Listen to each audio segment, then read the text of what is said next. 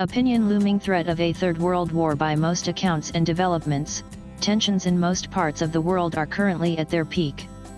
Conflicts in Europe, the Middle East and Asia show grave signs of escalating, suggesting the possibility of a Third World War taking place in the not-too-distant future. No real guesswork is required to identify the leaders responsible for these simmering and sudden conflagrations. 5 or 6 of them are prominent players, while the rest are possibly being assisted to manage their own region-wise or country-wise disputes by their more prominent counterparts. Currently, the prominent ones are Donald Trump, United States, Xi Jinping, China, Vladimir Putin, Russia, and Kim Jong-un, North Korea. The second rung of conflict-driven leaders includes Benjamin Netanyahu, Israel, Ayatollah Khomeini, Iran, Volodymyr Zelensky, Ukraine, and Field Marshal Asim Munir, Pakistan. The bottom line is that the behaviors and endgames of the leaders mentioned are difficult to predict, and so is the impact of their decisions on the world community geopolitically, geoeconomically, and geostrategically going forward. Let us start with the crisis in South Asia, involving Pakistan and India, its 2 major players. The recent crisis emanating out of a terrorist strike in the sublime environs of the Kashmir Valley that claimed 26 civilian lives, has been the most significant one between these 2 nuclear-armed nations in several decades. It saw military action unfold and wantonly violate earlier mutually decided and agreed to geographic thresholds. It saw state-of-the-art weaponized systems being used and tested for the first time, with telling impacts produced on the ground. It concluded with intense and high-level diplomatic engagement, with the US government indirectly stroking its keys, though India pointedly denied such third-party intervention. For the first time, we also saw unprecedented levels of misinformation and disinformation being circulated, both at the diplomatic and the military level, in attempting to project and secure home advantage over what actually transpired between Islamabad and New Delhi during May 7 to 10.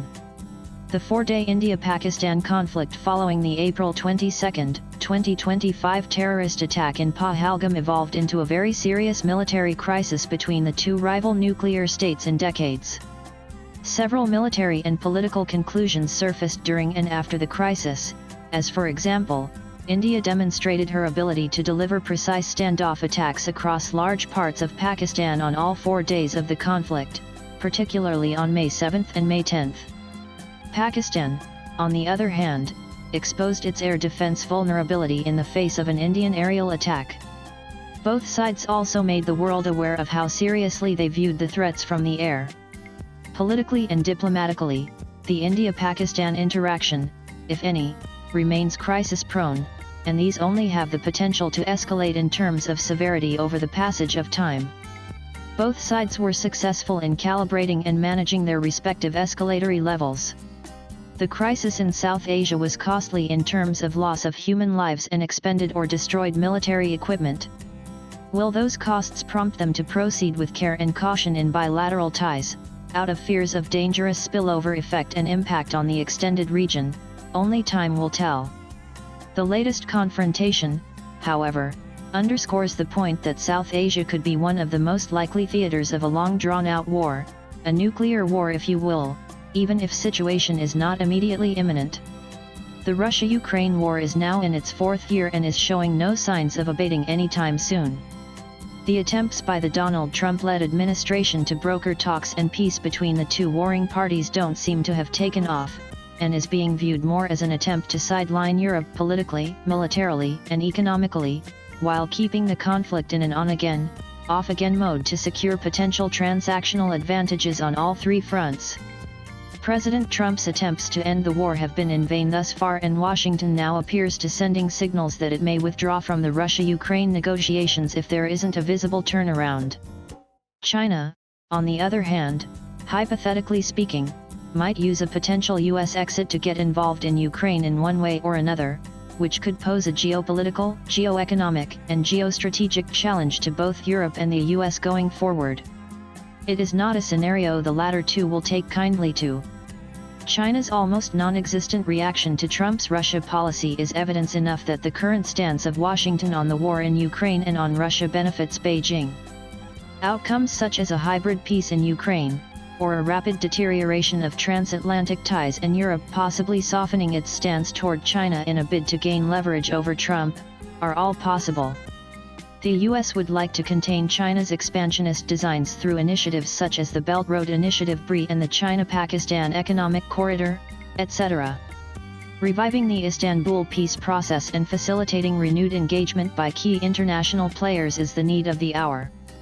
Yet major questions persist, such as can Ukraine's audacious strikes on Russia shift the war's trajectory? How long can Ukraine sustain and endure the prolonged conflict?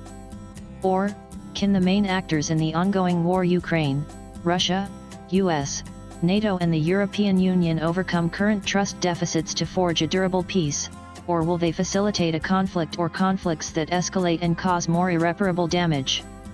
Then there is the China-US-Taiwan standoff, which has the potential of escalating into a full-blown war.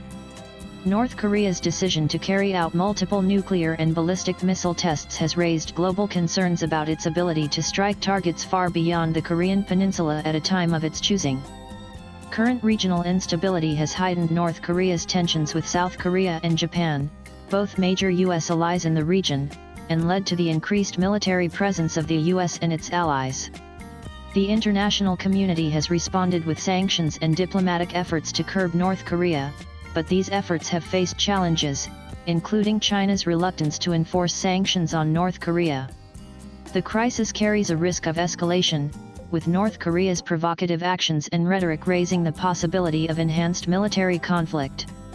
Israel's attack on Iran to neutralize the latter's nuclear capabilities seems to project a larger objective: a change of regime in Tehran. If media reports coming out of Iran are to be believed, most Iranians are unhappy with the state of the economy, the lack of freedom of speech, women's rights, and minority rights. The June 13, 2025 aerial strikes have claimed the lives of the commander of the Iranian Revolutionary Guard Corps (IRGC), the Chief of Staff of the Armed Forces, and many other high-ranking IRGC chiefs. Iran has retaliated, striking at what it claims are dozens of targets, military centers, and air bases in Israel. A chain reaction has started and it is unclear where it might lead. Backed by the US, Israel could engineer a regime collapse in Iran. This could mean a population of 90 million descending into chaos, and if that were to happen, the impact on the rest of the Middle East would be massive. The exiled opposition Mujahideen-e-Khalq, which supports the overthrow of the Islamic Republic of Iran, is getting increasingly active, as is the exiled Iranian Crown Prince Reza Pahlavi. There are other political forces as well, from those who want to establish a secular democracy to those who seek a parliamentary monarchy and so on. What would Iran's endgame be, as it does not have many? The US is keen that Tehran restart negotiations for peace and de-escalation, which the latter currently views as a very tough choice to make, given that it would suggest surrender and defeat. Carrying out attacks against Israel suits it, but then it could invite further attacks by Israel. Iran would shy away from taking on the US in a conflict. The doomsday clock is ticking. Most of the countries at the center of various conflicts around the globe have nuclear weapons potential. There is a clear and present danger of these conflicts spilling over and crossing their respective boundaries, and escalating to parts of the world that are presently at peace. The negative fallout of artificial intelligence and climate change also have the potential to scale up the global conflict scenario to a point of no return. Swipe left for next video. However, we must remember that an escalatory war of any kind, if undertaken, needs to have public support and backing, and that is far from a given. The author is editor Brighter Kashmir, author, TV commentator, political analyst, and columnist.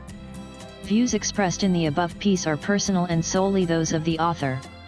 They do not necessarily reflect NEWS18's views. Latest blogs.